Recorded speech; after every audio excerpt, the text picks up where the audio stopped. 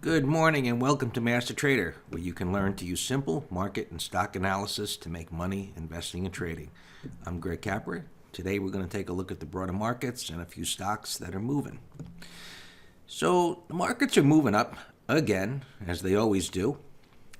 At some point that's going to change.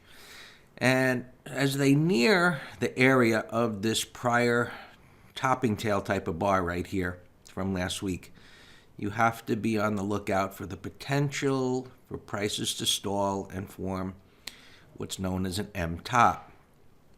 Now, typical pullbacks that go beyond the prior high will typically pull back further, but investors and traders are getting a little bit too excited about this market and can't wait for reasonable pullbacks.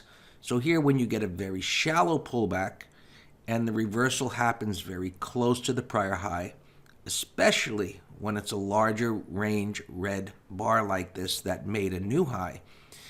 Many times there's going to be sellers up here, and that is what creates an M-top.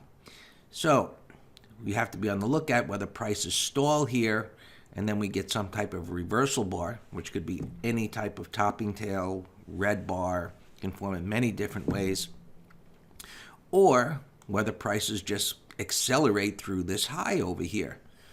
So it's a wait and see. We really don't know. However, we have historical patterns, and what I've explained to you is that within an uptrend and when prices accelerate higher, and you can see that this was kind of a choppy type of an advance. Here prices accelerated. You think you can see the difference, right?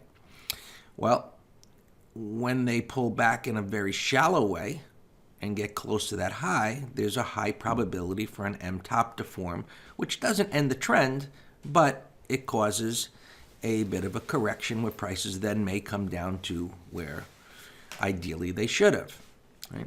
So we'll see what's happened there. That's the S&P futures. That's what's trading right now, a little narrow range. And you can see that on the 30-minute chart that they stalled and rolled over a little bit. Let's look at the Nasdaq.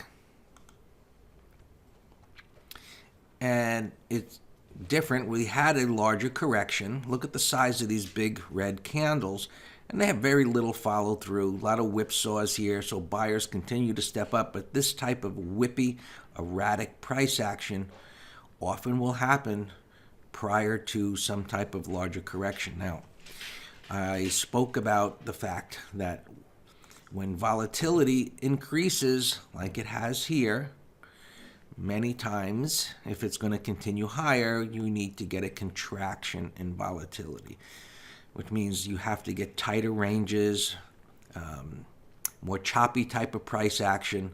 And so as you see, this kind of whippy price action here, what we need to see from a bullish perspective is that it tightens up and then it goes higher.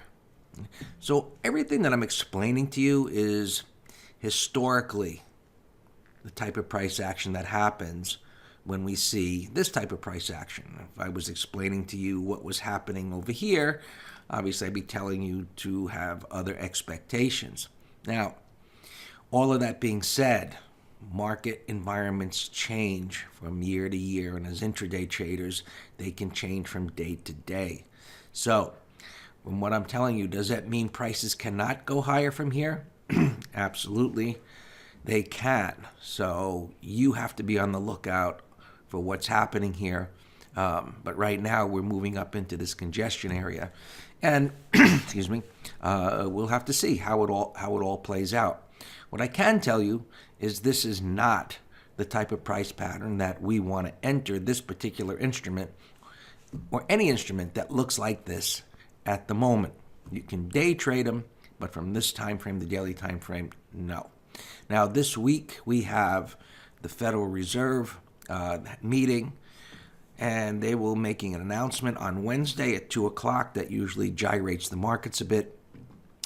And this week we have jobless claims, retail sales, and then on Friday there is triple witching of various options contracts. So there's some news coming this week to be aware of, and there'll probably be some gyrations based on that. So know that it's coming, especially Wednesday at 2 o'clock. And then we have just stocks that are moving up and down. BABA's up here a bit. And I'm not getting a change here. Hold on. There we go. It's up here a bit, about a point and a half, trading at 179, coming right up into this minor resistance area. So just because prices are gapping up doesn't mean that you want to be a buyer necessarily. You have to look further into it. Okay. Square is moving up here today. If it gets above 40, and it's trading at 38. Right now it's trading in an inside range. So not the best pattern to be trading a gap on.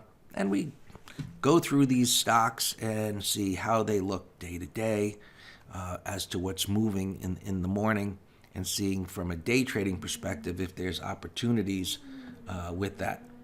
One stock that we are keeping an eye on here this week to see, the semiconductors have been beaten down. I want to see if this comes down to retest this area, because the weekly is still in an uptrend, and it's something that I'd be interested in looking for a move back up again.